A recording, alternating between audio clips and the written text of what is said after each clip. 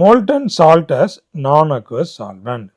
அப்போ இந்த molten salt ரெண்டாக பிரிக்கிறாங்க. எதை வச்சு? On the basis of structure of the liquid. பாரு, on the basis of structure of the liquid molten salt is classified into two groups.